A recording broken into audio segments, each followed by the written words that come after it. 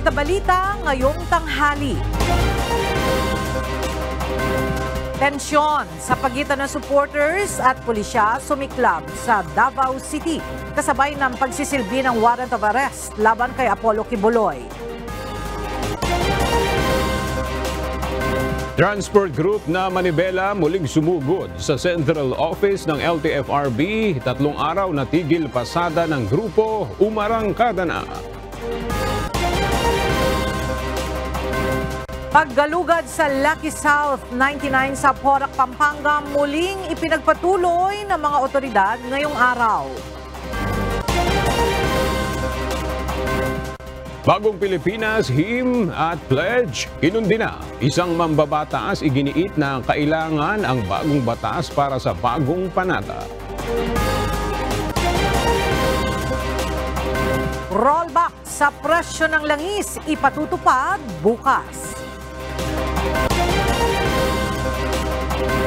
At Wish 1075 bus na gateway to the world ng original Filipino music nasa South Korea na. Magandang tanghali mga kasangbahay. Ngayon po ay araw ng Lunes, June 10, 2024. At una sa mga balita ngayong tanghali. Inatasan ng Malacanang ang lahat ng ahensya ng gobyerno kasama ang mga paaralan na isama na sa lingguhan flag ceremony sa pagkanta at pagbigkas sa Bagong Pilipinas Hymn. Batay sa Memorandum Circular No. 52 na nilagdaan ni Executive Secretary Lucas Bersamin, layo ng kautusan na ito na maitanim ang mga prinsipyo ng Bagong Pilipinas sa mga manggagawa ng gobyerno.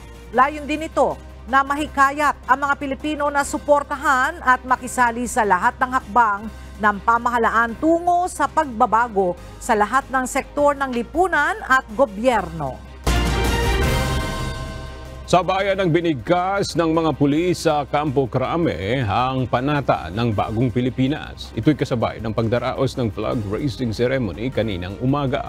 Unang inawit ng mga pulis ang pambansang awit ng Pilipinas, sinundan ng panatang Makabayan at Officers Pledge, saka isinunod ang panata ng Bagong Pilipinas. Tinapos naman ang flag raising ceremony sa himno ng PNP. Bukod sa Campo Crame, binigkas din ang panata ng Bagong Pilipinas sa iba pang kampo sa bansa, gayon din sa flag ceremony kanina ng iba pang mga ahensya ng pamahalaan.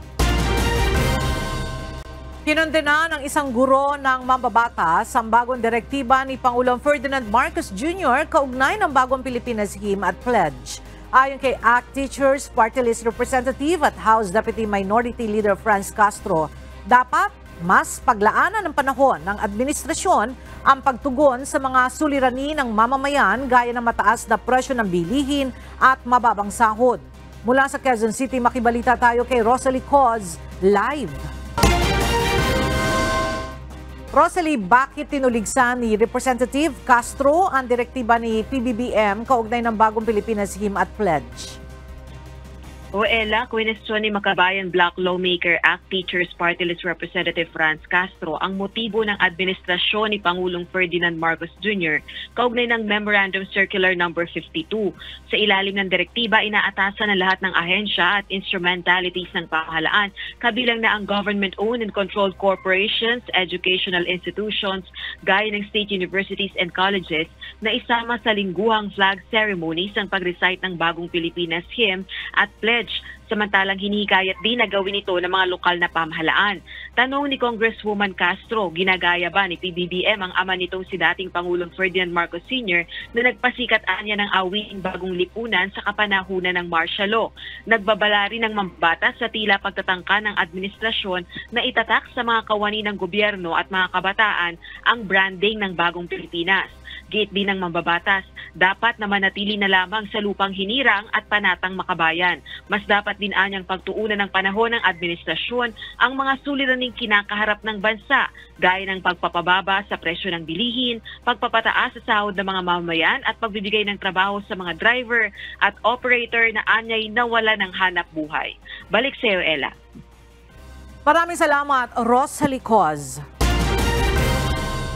Kailangan pa ng batas para sa pag-awit at pagbigkas ng Bagong Pilipinas Hymn and Pledge. Ayon kay Senate Minority Leader Aquilino Coco Pimentel, hindi sapat ang simpleng executive order dahil involved dito ang paraan ng pag-iisip ng mga tao. Sa kanyang mensahe sa mga reporter, iminungkahi ng senador sa executive branch na magsumite ng panukala upang amyendahan ang umiiral na batas na sumasakop sa national anthem, pledge at flag raising ceremonies. Ngayong Hunyo, ipinagdiriwang ng bansa ang Buwan ng Kalayaan. Nagpaalala si Pangulong Ferdinand Marcos Jr.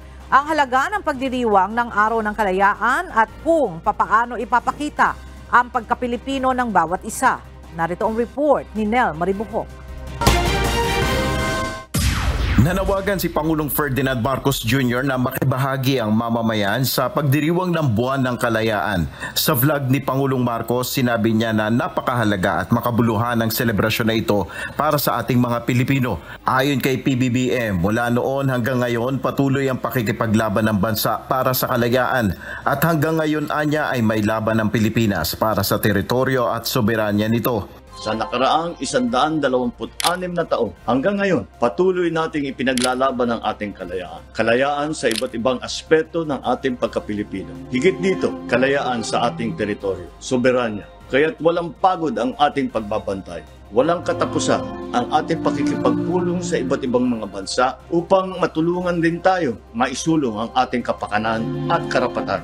Ayon sa Pangulo, maaaring ipakita ng bawat isa ang pagka-Pilipino sa ganitong okasyon. Unang-una ay dapat ipakita natin at iwagayway natin ang ating watawat para maalala din natin at lahat na makakita ang buhay ng Pilipino at ang kasaysayan ng Pilipino. Ayon kay PBBM, may mga inihandang programa ang pamahalaan ngayong linggo bilang pagdiriwang sa Araw ng Kalayaan. Gaganapin ito sa Quirino Grandstand at Burnham Green kung saan magkakaroon ng iba't ibang atraksyon, bukod sa iba't ibang kompetisyon at one-stop shop caravan. Nel Maribuhok, UNTV News and Rescue. Diyos ang aming sandigan, serbisyo publiko ang aming pinahahalagahan. Iginiit ni National Security Advisor Secretary Eduardo Anyo na hindi kailangan ng approval ng China para sa mga aktibidad ng Pilipinas sa West Philippine Sea. Ito ay matapos magpahiwatig ang China Foreign Ministry na dapat magpaalam ang Pilipinas sa pagpunta nito sa Ayungin Shoal. Ang detalye sa ulat ni Asher Cadapan Jr. Nanindigan ng National Security Council o NSC sa sovereign rights o karapatan na jurisdiksyon ng Pilipinas sa Ayungin Shoal. Ito ay dahil bahagi ng Exclusive Economic Zone o EEZ ng Pilipinas ang naturang lugar sa West Philippine Sea na kinilala naman ng international law at ng 2016 Arbitral Award. Sa opisyal na pahayag ng NSC, iginiit ni National Secretary Advisor Secretary Eduardo Anyo na hindi kailangan at hindi kailanman kakailanganin ng bansa ng pagsang-ayon ng China para sa anumang aktibidad ng Pilipinas sa Ayungin Shoal. Nag-ugat ang pahayag na ito ng kalihim matapos ibunyag ng Philippine Coast Guard ang pangaharang at sadyapang pagbabangga ng Chinese counterpart nito sa mga Philippine boat na nagsasagawa ng medical evacuation sa West Philippine Sea. At some point, when we were about to transfer the sick personnel of the Armed Forces of the Philippines, the China Coast Guard rubber boat even intentionally rammed our small boat, no? Kung titingnan mo nga, muntik pang mahulog yung nagta-transfer, no? So this is a deliberate action on the part of the Chinese Coast Guard. For us, we condemn such action. Depensa naman ni Chinese Foreign Ministry spokesperson Mao Ning, kung maagang ipinaalam ito ng Pilipinas sa China, ay pahihintulutan nila ang evacuation o pagdadala ng personnel. 如果菲方向中方提前通报，我们可以允许菲方向坐滩军舰运送必要的生活物资，以及撤离相关人员。 Sa halip, inakusahan pa ng China ang Pilipinas na nagdadahilan lang para makapagdala ng construction materials upang permanenteng okupahin ang Ayungin Shoal. 但是菲方不得以此为借口，向坐滩军舰运送建筑材料，图谋永久侵占仁爱礁。 Ayon sa PCG, ipinagbigay alam naman nila sa Chinese Coast Guard ang kanilang humanitarian mission sa pamamagitan ng radyo at public address system. Because we have been contacting those Chinese Coast Guard vessels who are in that vicinity that we are conducting a humanitarian mission, because the intention is to evacuate the sick personnel, and yet they still did a lot of dangerous maneuvers and prevented us from getting the sick personnel on board the regional boat. Ngunit para kay Secretary Anyo, balintuna, walang kabuluhan at hindi katanggap-tanggap ang pahiwatig ng China na dapat magpaalam sa kanila ang Pilipinas para makapunta sa Yungin Shoal. Tinawag rin ang kalihim na barbariko at hindi makatao ang pangharas ng China kasabay ng pagsasagawa ng medical evacuation ng Pilipinas. Asher Cadapan Jr., UNTV News and Rescue. Diyos ang aming sandigan, serbisyo publiko ang aming pinahalagahan. Plano ng Commission on Elections o COMELEC na palawigin ang pagpaparehistro para sa ating kababayan na nasa ibang bansa para sa 2025 midterm elections. Samantala, inaasahan naman na magbibigay ng digital voters ID ang COMELEC sa mga Pilipino abroad. Narito ang report ni Dante Amento. Posibleng hindi sa September 30, 2024 ang deadline ng pagpaparehistro ng ating mga kababayan overseas o nasa ibang bansa. Ayon kay Commission on Elections o COMELEC Chairman George Erwin Garcia, maaari pa nilang palawigin ito ng 2 buwan. Paliwanag ni Garcia, hindi naman kailangan isabay ang deadline sa pagpaparehistro ng mga botante sa Pilipinas dahil wala ng clustering at wala ring balota na kailangan iimprinta para sa overseas voters. Internet o online voting na kasi ang pamamaraan ng pagboto ng overseas Filipino voters. Total, wala ng balota na kakailanganin at gagamitin. At siyempre, para mas maengganyo pa natin na makapag-parehistro yung mga kababayan natin, lalo pa na mababalitaan na nila ngayon siyempre yung internet voting. Subalit ang voter registration sa bansa ay wala na anyang extension kundi hanggang September 30, 2024 lang. Sa ngayon, nasa 1 milyon na lamang anya ang aktibong rehistradong overseas voters mula 1.6 milyon. Na-deactivate kasi ang 600,000 matapos hindi makaboto sa 2 magkasunod na national elections. Target sana ng COMELEC na magkaroon ng 3 milyong overseas voters sa May 12, 2025 midterm elections. Ang pakiusap po namin lagi, wag na pong antayin yung last minute. Kasi sinasabi ko lagi, hindi po para sa amin, sa kanila rin, yung convenience din po nila. Samantala, magbibigay din ang COMELEC ng Digital Voters ID para sa mga kababayan natin sa ibang bansa na inaasahang sisimulan sa Agosto nitong taon. Ito ay habang wala pa ang physical na Voters ID. Paliwanag ng COMELEC, makatutulong ang Digital Voters ID para sa ating mga kababayan sa pagkuha ng mga dokumento na hinihingi halimbawa para sa kanilang trabaho abroad. Para walang gastos. Mag-i-issue kami ng digital ID, makikipag-coordinate kami sa post para kahit paano, yun po pwede nyo nang gamitin na ID, pwede nyo pa-laminate. Dagdag pa ng komisyon, napakamahal kasi ng aktual na ID at gagastos sila ng bilyon-bilyong piso. Pero ang problema, walang pondo ang COMELEC para rito. Huling nakapag-issue ng Voters ID ang COMELEC noon pang 2015. Dante Amento, UNTV, News and Rescue. Diyos ang aming sandigan, serbisyo publiko ang aming pinahahalagahan. Bibisita mamayang hapon sa planta ng South Korean company na Miro ang mga opisyal ng Commission on Elections o COMELEC para makita ang aktwal na ginagawang mass production ng mga makinang gagamitin sa 2025 national and local elections sa Pilipinas. Mula sa Seoul, South Korea, naroroon ang ating correspondent na si Dante Amento live.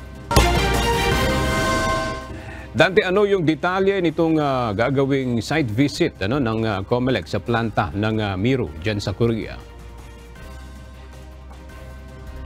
Magandang tanghali agad. Generally ay gustong makita ng COMELEC yung kabuuang proseso nitong mass manufacturing o mass production nitong mga makina ng South Korean firm na Miro. Ito yung nanalo para sa gagamitin nating sistema na automated na eleksyon dyan sa Pilipinas sa May 12, 2025. Nandito ngayon sa South Korea ang pangalawang delegasyon ng Commission on Elections o COMELEC para sa nakatakdang pagbisita sa planta ng Miro Systems Company Limited.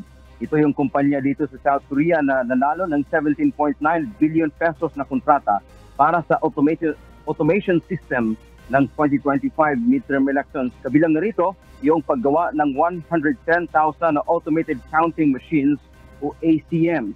Pinangunahan ang delegasyon ni Chairman George Erwin Garcia, Commissioners Amy Ferolino at Nelson Celis.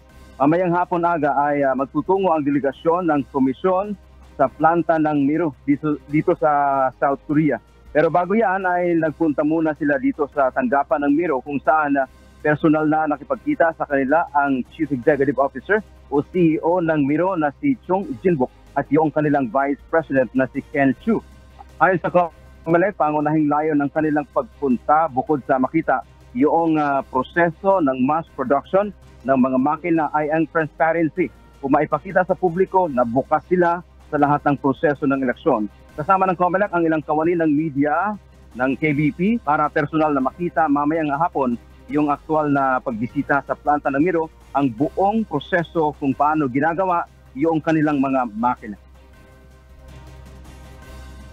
The most important component of the Philippine election system is always transparency.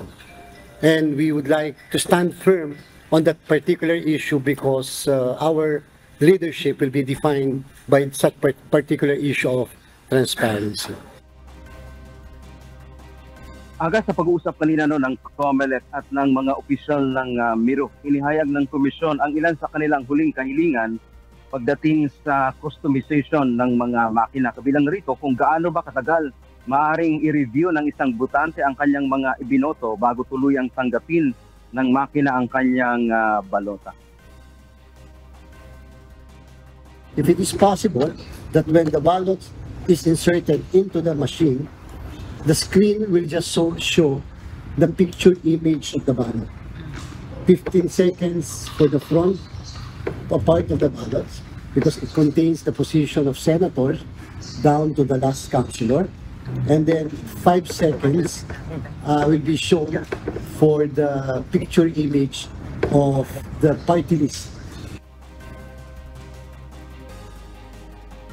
Aga, andito na tayo ngayon sa tanggapan ng opisina ng Miro dito sa South Korea kung saan natatapos lamang ng naging pag-uusap ng Commission on Elections at ng pamunuan ng Miro, yung mga kawani ng media, mayroon ding stakeholder galing dyan sa Pilipinas na mga expert pagdating sa technology. At batay doon sa pag-uusap, yung mga ni-raise kanina ng COMELEC na mga kumbaga additional request kung paano gagawin yung machine ng Miro ay bukas naman dito yung pamunuan ng Miro at ikinatuwa nga ng COMELEC na walang pagtutol doon sa kanilang mga hinihingi na mga kahilingan sa Miro. At inaasahan natin mamaya ay aktual ngang makikita natin kasama tayo at yung mga pang KBP at yung mga opisyal ng COMELEC from start hanggang matapos yung ginagawang proseso ng dito sa paggawa ng makina ng Miro na gagamitin sa ating halalan dyan sa Pilipinas sa May 12, 2020. Kaya maraming update mula dito sa South Korea. Alexei Aga. Alright, maraming salamat, Dante Amento. Good news para sa mga motorista, magpapatupad ng rollback ang mga kumpanya ng langis bukas, araw ng Martes, June 11. Base sa anunsyo ng mga kumpanya ng langis, bababa ng piso at 20 sentimos ang presyo ng kada litro ng diesel, habang may 60 sentimos din na rollback sa kada litro ng gasolina at bawas na piso at 30 sentimos sa presyo ng kerosene. Kasalukuyang nagsasagawa ng kilos protesta ang transport group na Manibela sa harapan ng Central Office ng Land Transportation, Franchising and Regulatory Board o LTFRB sa East Avenue sa Quezon City. Nais ng grupo na palabasin si LTFRB Chairman Teofilo Guadis III upang pag-usapan ang kanilang mga hinaing laban sa Public Utility Vehicle Modernization Program o PUBMP. Mula sa Quezon City, alamin natin ang detalye sa sitwasyon kay JP Nunez live. JP, lumabas ba si Chairman Guadis para kausapin yung mga nagrarally?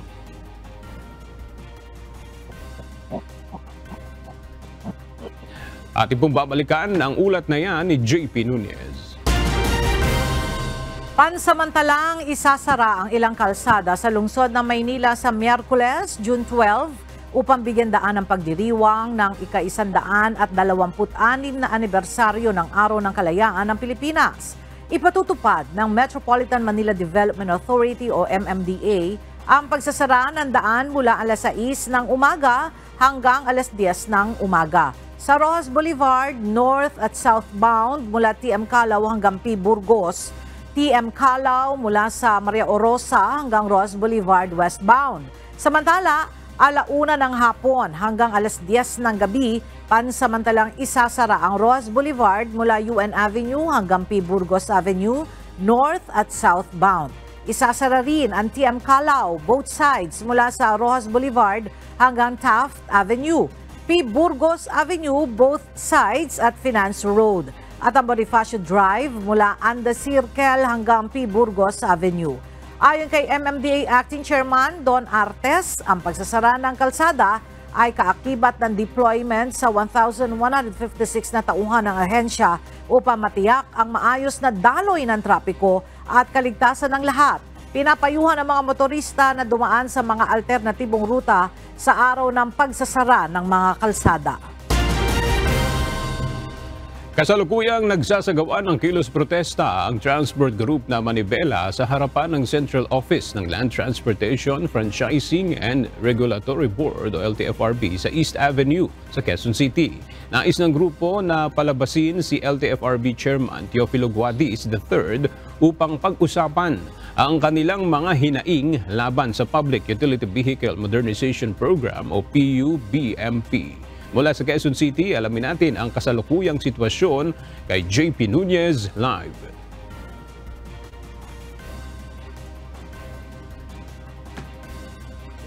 Yes, JP. Sa ngayon, yung mga nagpoprotesta na miyembro ng grupong Manibela ay huminto na sila doon sa kanilang ginagawang programa sa mismong gate ng Central Office ng LTFRB at nagligpit na rin sila nung kanilang mga ginamit na mga tarpaulin kanina. Kanina hindi lumabas, walang lumabas kanina sa LTFRB. Hindi sila sinipot ni Chairman Guadis at kinausap. Bandang alas 9 kanina ng umaga nang humana yung mga miyembro ng transport group na Manibela dito sa East Avenue sa Quezon City. Ayon nga sa grupo, nasa 3,000 mga miyembro nila yung nagmarcha ngayong umaga. Naharangan nila yung buong kalsada kaya medyo nagdulot na rin ng matinding traffic doon sa mga sasakyan na galing sa Quezon Memorial Circle. Ayon sa chairman ng Manibela na si Marval Buena, nais nilang maglabas ang LTFRB ng memorandum para payagan pa yung mga jeepney na hindi nag-consolidate na ma-renew yung kanilang mga prangkisa. Kung magkakahulihan daw nila bukas doon sa mga hindi nagpa-consolidate, hindi sila papayag na hulihin sila sa kalsada at patuloy pa rin silang bibiyahe. Samantala, payag daw sila sa panukala ng mga kongresista na bigyan pa ng 1 taon na provisional authority ang mga jeep na hindi nag-consolidate. Kung matutupad niya ito, gugugulin nila ang 1 taon para patunayan na pwedeng i-modernize ang mga tradisyonal na jeep nang hindi na bumibili ng modern jeep na itsurang minibus. Yung kanilang protesta at tigil pasada ay magtutuloy-tuloy hanggang Biyernes. Ang magiging sistema ngayong araw ay sama-sama sila sa harapan ng Central Office ng LTFRB. Bukas naman, protesta sa kani-kanyang protest center ang kanilang gagawin. At yung natitirang mga araw hanggang Biyernes ay puro tigil pasada. Yan muna ang ating latest live mula dito sa Quezon City. Balik sa'yo, Aga. Maraming salamat, JP Nunez. Muling nagsagawa ang Manila Electric Company o Meralco ng pagsasaayos ng mga kable ng kuryente sa kanilang mga poste sa munisipalidad ng Pateros. Kasama sa inayos ng Meralco ang mga hindi otorisadong wire ng mga telecom company na kasama ring nakapulupot sa kanilang mga kable. At mula sa Pateros, makibalita tayo kay Asher Cadapan Jr. live. Asher, may target ba ang Meralco kung kailan may isasaayos ang mga poste na may salasalabat na mga kable, hindi lang dyan sa Pateros, kundi sa buong Metro Manila? Target ng Meralco, ng Manila Electric Company, na sa lalong madaling panahon ay maisaayos nga itong kanilang linya ng kuryente. Kung saan nga yung salasalapit yung mga wire ng mga telecommunications o telco sa kanilang mga poste. Ayon sa Meralco, ay ang ibang mga linya o kable sa kanilang mga poste ay mga wire na patay na o hindi na ginagamit. Maaring ang mga ito ay nagpalit na ng service provider o sadyang wala ng internet, ngunit hindi tinatanggal ang mga kable sa kanilang poste habang kabit pa ng kabit ng mga bago pang linya. May iba pa ring kable na hindi otorisadong kumapit sa Meralco na nagpapabigat ng kanilang mga poste at nagiging banta sa kaligtasan ng publiko. Tinatanggal po natin yung mga illegal attachments tsaka yung mga dead wires na nakatouch sa poste natin. And this is to unload yung nakakabigat sa poste natin at matanggal yung mga dangling wires na nagpo-pose ng hazards sa ating mga pedestrians. Ayon naman kay Pateros Mayor Miguel Ponce III, nagiging problema at sagabal sa kalsada rin ng mga salasalapit at sakahambalang na kable sa kanilang lugar. Planoan niya itong isagawa sa buong bayan ng Pateros at pupulungin na rin ng Metro Manila Council ang Meralco at mga telco upang maisaayos sa mga linya at kable sa mga poste sa Kalakhang, Maynila. Ang effort ay magagaling lang sa isang local government, parang hindi masyado napapansin eh. But if we will start this in the council itself, na lahat ng local government ay magre-request. Kasi I believe, hindi lang naman sa Pateros problema ito eh, no? Problema rin to sa ibang lugar. Kaya dapat concerted talaga yung effort namin eh, no? Ayon naman sa Meralco ay hindi naman maantala ang serbisyo ng kuryente dun sa kanilang pagkasagawa itong mga clearing operations sa kanilang mga Meralco post. Ngunit may ilang mga lugar dyan na maaaring maapektuhan kung kinakailangan talaga na pansamantalang itigil yung serbisyo ng kuryente. At maaaring umabot lang naman yan ng mga oras o kung ano man ay mag-aabiso ang Meralco kaugnay nito. Magiging problema lang dito, Ella, ay yung mga naputol na mga internet cables kasi may iba tayong mga kababayan, lalo pa ngayon, na maraming nag-work from home o nagtatrabaho at nakadepende sa online na connection. Yan muna ang latest. Balik sa'yo, Ella. Asher, maganda yung ginawa ng Meralco na yan, ano? Paano ba ang procedure niyan? Ang LGU ay magre-request sa Meralco para sila naman tanggalin yung mga salasalabat na kable? Yes, Ella. Ang LGU ay kailangan mag-request sa Meralco dahil ito ay obligasyon ng Meralco at sila din naman yung nakakaalam ng kanilang mga linya ng kuryente at yung mga dapat natanggalin doon sa bawat poste na mga kable nga itong mga telco. Ang sabi naman ng LGU ay meron din silang mga ordinansa na mga ordinansa sa kanilang mga bayan na ipinasa para nga dito na maisaayos itong mga kable ng kanilang mga kuryente at mga telco. Ngunit nahihirapan sila na ito ay ipatupad. Dahil nakadepende rin sila sa Meralco. At ngayon nga, ito yung unang pagkakataon na mag-request pumiling ang isang lugar o isang bayan, isang munisipalidad, isang local government unit sa Metro Manila sa Meralco na kumbaga ito yung first or launching ng tinatawag nila clearing operation para dito sa mga Meralco o poste ng Meralco para nga maisaayos yung mga linya na yan. Alright, maraming salamat, Asher Cadapan Jr. Ipinagutos na ng Department of Social Welfare and Development o DSWD ang paghahain ng reklamo laban sa isang barangay official mula sa Davao Region na umano'y binawasan ang ayuda ng isang ina na nagdadalang tao. Ayon sa DSWD, nangyari ang insidente noong June 6 kung saan sinasabing binawasan ang 10,000 piso na matatanggap dapat ng benepisyaryo. Imbis na 10,000 piso, binawasan umano ng barangay official ang ayuda at ginawa na lamang na 8,500 pesos ang ibinigay sa buntis na babae. Paalala ng DSWD sa mga benepisyaryo, huwag hayaan ang sinumang opisyal na bawasan ang ayudang ibinibigay sa kanila at agad itong i-report sa mga kinauukulan. Ilulunsad ngayong araw ng Philippine Statistics Authority ang digital version ng National ID.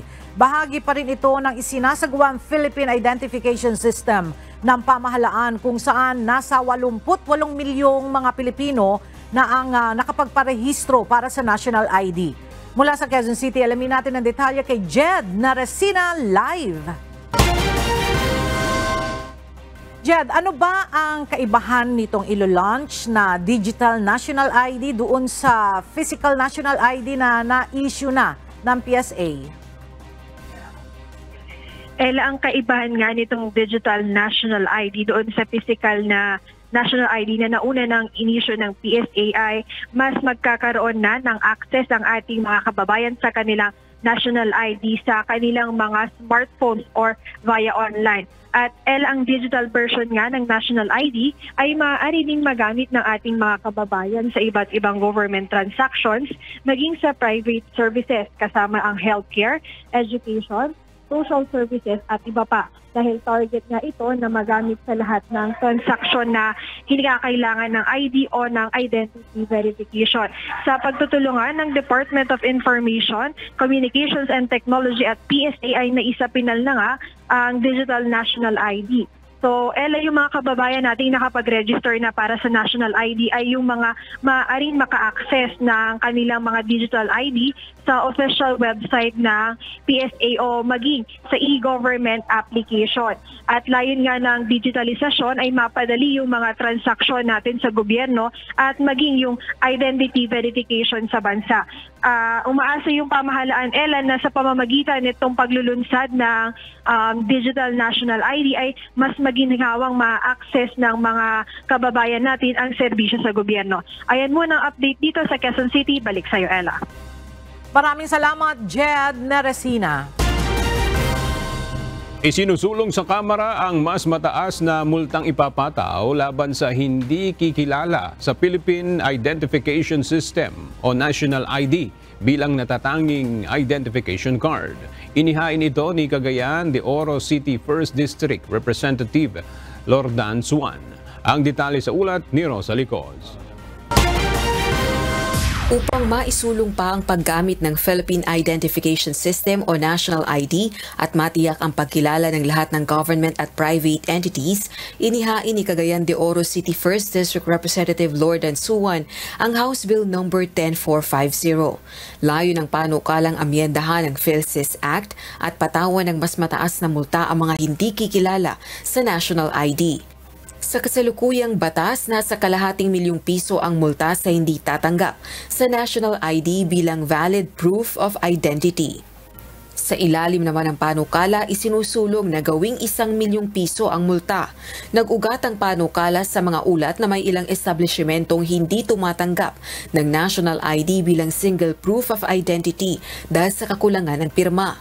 Samantala, ayon sa Philippine Statistics Authority o PSA, halos 88 milyon na ang na-issue na PhilSys ID sa buong bansa. Ngayong 2024, target maabot ng PSA ang bilang na 92 million. 51.5 million physical cards na ang naibigay o naipadala sa mga may-ari at 3 milyon naman ang kasalukuyang ipinamamahagi. Hinihikayat din ng ahensya mga kababayang hindi pa nakapagparehistro na magparehistro na para sa National ID. Rosa Licos, UNTV News and Rescue. Diyos ang aming sandigan, serbisyo publiko ang aming pinahahalagahan. Pinangunahan ngayong araw ni Pangulong Ferdinand Marcos Jr. ang inaugurasyon ng Kabaruan Solar Power Pump Irrigation Project sa Quirino, Isabela. Dito, binigyang diin ng Pangulo ang halaga ng paggamit ng renewable energy sa sektor ng agrikultura. Ang detalye alamin natin kay Nel Maribohok live. Nel, ano yung halaga nitong isinusulong na food security ng administrasyon? Yes, agad dahil ito ay solar-powered water pump irrigation, matitiyakan tuloy-tuloy na patubig para sa pananim ng mga magsasaka. Ito ang ipinaliwanag ng Pangulo ng kanyang pangunahan kanina ang inaugurasyon ng Kabaruan Solar-Powered Irrigation sa Quirino, Isabela. Ayon kay Pangulong Marcos, kahit na umiral muli ang El Nino phenomenon, ay hindi gaano maapektuhan ang kabuhayan ng mga magsasaka at maaari ding magamit ang labis na tubig sa mga tahanan. Kahit na umabot na makarating na naman ang El Nino, bumalik ang katuyot na magtagtuyot, ay meron din tayong maasahan na water supply, hindi lamang para sa irrigation, kung hindi pati na para sa water supply ng ating mga consumer. Dahil pagka hindi kailangan lahat ng tubig dito, ay ang proposal nga ng inyong gobernador ay gagawin po natin ay baka pwede natin kumuha para sa ating mga household supply ng tubig. Tiniyak ni PBBM na patuloy na magtatayo ng mga solar pump irrigation sa iba't ibang panig ng bansa. Hinikayat rin niya ang mga magsasaka na lumapit sa mga kinaukulang ahensya kung may pangangailangan na tulong at makinarya para sa kanilang pagsasaka. Yan muna ang ating update. Balik sa iyo, Aga. Maraming salamat, Nel Mariboho. Sa ika-4 na araw ng ginagawang pagsisiyasat ng mga otoridad sa Lucky South 99 compound sa Porac, Pampanga, muling ipinagpatuloy ng pulisya ang paggalugad sa loob ng compound ngayong araw sa layuning makadiskubre pa ng ilang mga ebidensya laban sa iligal na operasyon ng nasabing Pogo Hub. Kabilang sa mga nakita kahapon sa lugar ang ilang pera at mga droga. Mula sa Porac, Pampanga, kumuha tayo ng detalye kay Ryan Lacanlale, live. Ryan, ano na ang update sa isinasagawang paggalugad dyan sa Lucky South 99 compound at kailan ba inaasahan na matatapos siyang paghahalughog dyan ng mga otoridad? Ella, anumang oras ngayon muling magsisiyasat itong mga otoridad dito sa loob ng compound. At sa ulat nga ng mga otoridad, mula nang pasukin nila ito noong Biyernes ay tinataya nila na hindi bababa sa 1 linggo para tuluyang masuyon ang lahat ng mga gusali dito sa loob ng compound. Nasa 15 gusali na ang natapos suyuri ng mga otoridad dito sa Lucky South 99 compound na matatagpuan sa Grand Palazzo Royal dito sa Santa Cruz, Porac, Pampanga.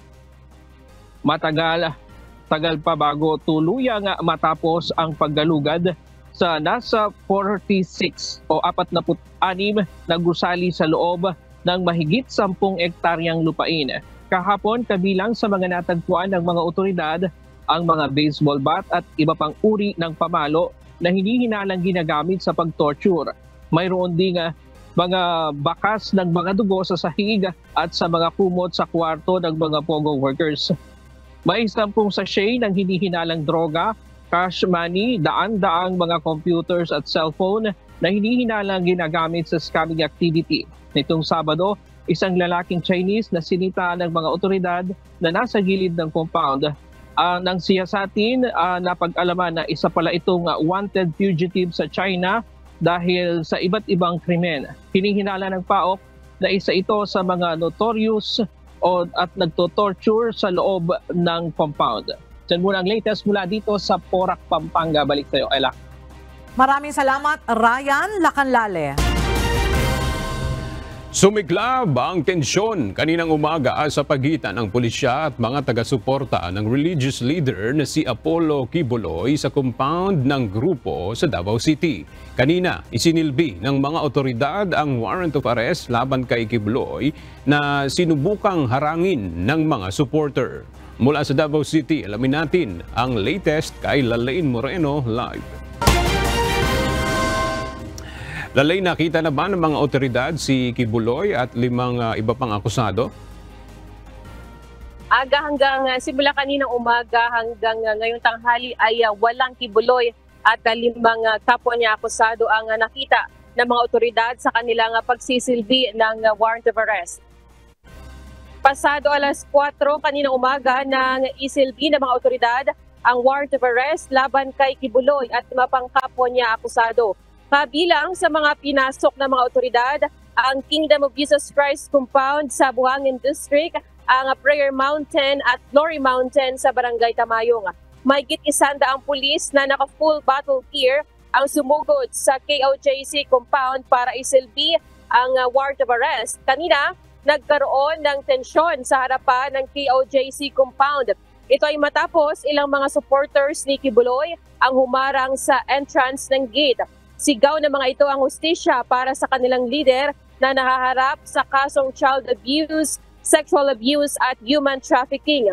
Kaya hindi naging madali sa PNP, CIDG at sa SAF ang pagpasok sa compound dahil sa libo-libong mga taga-suporta na humarang. Hindi na rin pinayagang makapasok sa loob ang mga media. Liban dito, mayroon ding 3 chopper na nagsusurvey sa taas para makita ang nangyayari sa loob ng compound. Pinasok rin ng mga pulis ang pag-aari sa ni Kibuloy sa Barangay Tamayong pero hanggang ngayon ay walang Kibuloy at 5 pang kapwa niya akusado na nakita. Ilang mga supporters rin ang tinalian ng cable tie matapos mag-resist sa mga pulis. Ayon sa Police Regional Office 11, bahagi lamang ito ng due process ng PNP sa pagsisilbi ng warrant of arrest at ginagawa nila ang lahat ng paraan para maiwasan ang anumang tensyon.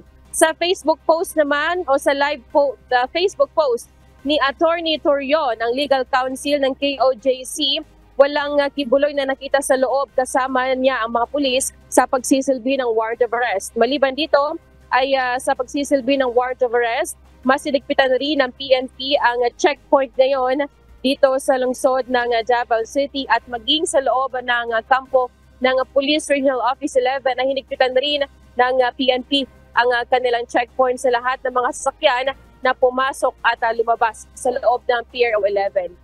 At mahingi tayo ng update aga mamaya sa Pier 11 kung nakita na ba itong si Kibuloy at 5 kapwa niya akusado. Yan muna ating balita mula rito sa Davao City. Balik sa iyo, Aga. Maraming salamat, Lalaine Moreno.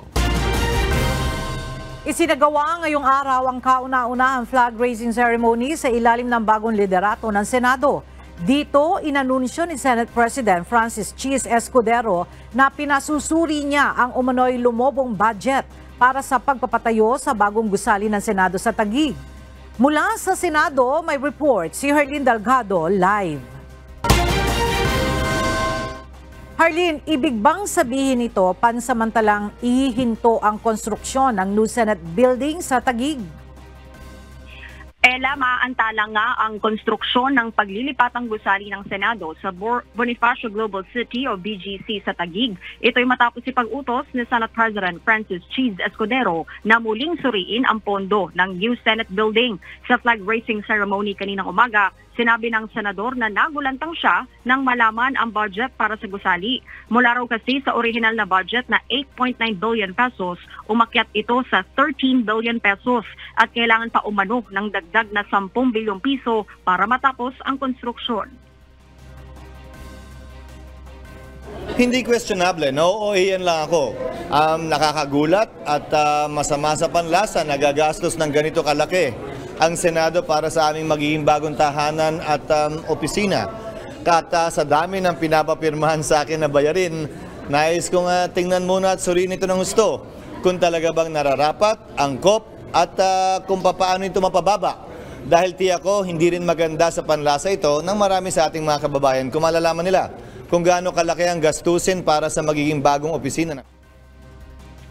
Pinare-review na ni Senator Escudero ang budget kay Senator Alan Peter Cayetano bilang chairperson ng Senate Committee on Accounts na siyaan niyang nagrekomenda na ipagpaliban ang anumang bayarin at gawain habang pinag-aaralan ang pondo.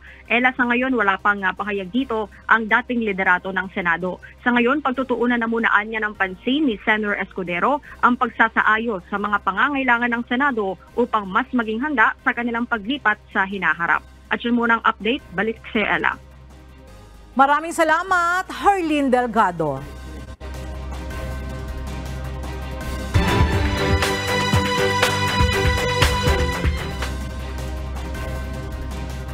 Tinitignan ngayon ng lokal na pamahalaan ng Baguio City ang pagpapatupad ng congestion fee na 250 pesos para sa mga private vehicle na papasok sa loob ng Central Business District.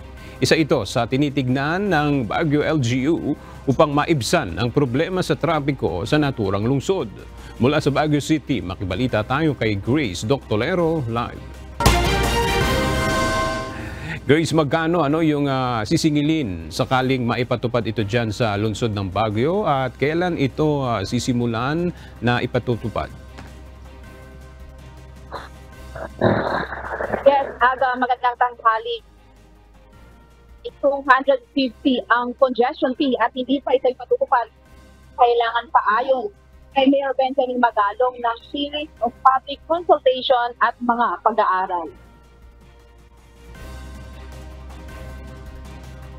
Sa hangarin na ma-decongest ang Central Business District o CBD, tinitingnan ng pamahalang lungsod dito ang pagpataw ng 250 congestion fee para sa mga motorista.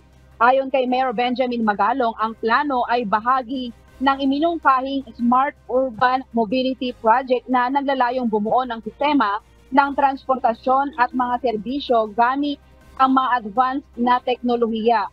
Nagsumite ang Metro Pacific Tollways Corporation o MPTC ng unsolicited proposal sa pamahalang lungsod na sasailalim sa Public-Private Partnership o PPP scheme. Ang pagpapataw ng congestion fee katulad ng Singapore, London, Milan at New York bukod sa iba pang malalaking lungsod sa buong mundo ay naglalayong makabuluhang bawasan ang trapiko, carbon emission at pagkonsumo ng enerhiya sa loob ng itinalagang zona. Isusulong din ito ang disiplina sa mga tsuper at motorista. Part of our being transparent government is to advocate for citizens' participation. Kaya nga nagkakaroon ng several meetings, ine-explain lahat para marinig ng tao ano ba yung purpose. At hindi lang yung 250, this is just a proposal. Hindi pa final yan.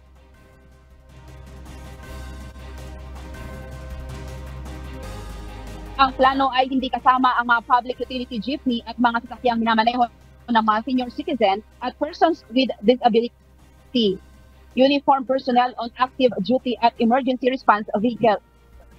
Ayon pa kay Magalong, ang mga panukala ng MPTC ay lalayong lutasin hindi lamang ang trapiko kundi upang mapabuti ang panghalatang mobility sa mga serbisyo tulad ng Transport Service Platform, Traffic Command Center, parking facilities at traffic enforcement.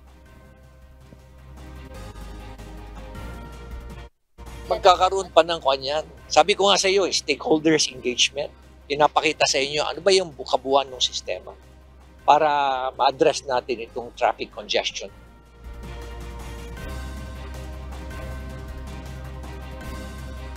Ang isang mala Singapore na sistema ng transportasyon para sa Baguio kung saan maaaring subaybayan ng riding public ang mga kondisyon ng kalsada sa real-time gamit ang mga mobile application pati na rin ang pag-book o pagreserba ng mga parking space bago ang pagdating upang mabawasan ang dami ng oras at petrolyo na nakukonsumo sa pagdilipot upang maghanap ng posibleng mga lugar na paradahan.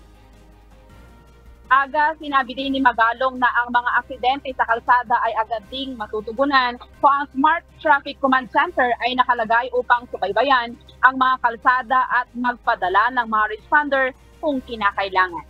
Yan muna ang balita mula dito sa Baguio City. Sa'yo, Aga. Maraming salamat, Grace Doctolero. Binigyang pagkilala ngayong araw ng Department of the Interior and Local Government sa isinagawang Comprehensive Social Benefit Program ang iba't ibang sangay ng pamahalaan. Ito ay bahagi ng pagpupugay sa mga bayani ng Bansang Makabayan o PBBM ng pamahalaan. Mula sa Nueva Ecija, makibalita tayo kay Nestor Torres live. Nestor, para saan yung pagkilala na ibinigay ng DILG at ano-anong mga ahensya ang nabigyan ng recognition? Yes, Ella, kabilang nga dito yung ahensya ng PNP at ng mga sundalo at binigyan sila ng mga cash assistance sa kanilang mga pamilya dahil sa kanilang ginawang pagbubuwis ng kanilang buhay at ilan dito ay nasugatan pa dahil sa pagganap nila ng kanilang mga tungkulin. Bilang pagkilala at pagpupugay ni Pangulong Ferdinand Marcos Jr. sa mga pulis, sundalo at iba pang mga uniform personnel ng ating bansa, kaninang umaga, pinangunahan ni Department of Interior and Local Government Secretary Benjamin Benhur Abalos Jr. at First Lady Lisa Araneta Marcos ang paggagawad ng pagpupugay sa mga bayani ng Bansang Makabayan o PBBM. Bahagi ito ng Comprehensive Social Benefits Program ng pamahalaan. Layo ng programa na kilalanin ang mga nagawang sakripisyo ng mga sandatahang lakas ng Pilipinas at mga pulis na nagbuwis ng buhay at nasugatan dahil sa pagganap ng kanilang mga tungkunin. Ayon kay DILG Secretary Benhur Abalos, ang nasabing Comprehensive Social Benefits Program ay sinimulan pa noong April 7, 2020 at nasundan ngayong taon. Layo nito na kilalanin ng mga uniform personnel nga na nag-alay at nasugatan sa kanilang pagganap ng tungkulin. Ang mga ito ay mula sa PNP, AFP, Philippine Coast Guard personnel na namatay in action sa iba't ibang legitimate operation mula ng taong 2016 hanggang ngayong taon. Samantala, nasa 300 na pamilya ng mga uniform personnel ang nabigyan ng iba't ibang tulong mula sa pamahalaan. Kabilang na rito ang mga scholarship program para sa mga anak na naulila, livelihood program sa mga sa kanilang asawa at cash assistance at pabahay mula naman sa NHA.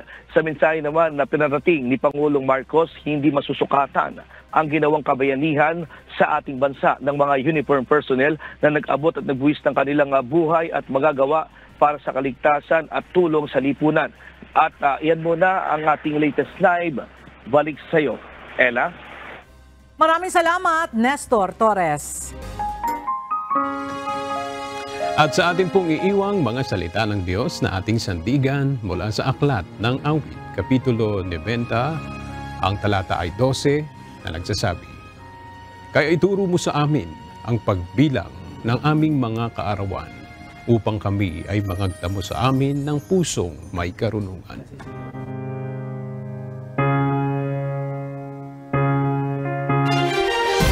At yan ang mga balitang aming tinutukan at inaksyonan dahil sa aming pagbabalita, una ang pagkalinga sa kapwa. UNTV News, may balita saan mang panig na ang daigdig. At dito sa UNTV, Diyos ang aming sandigan, serbisyo publiko ang aming pinahahalagahan. Magandang tanghali.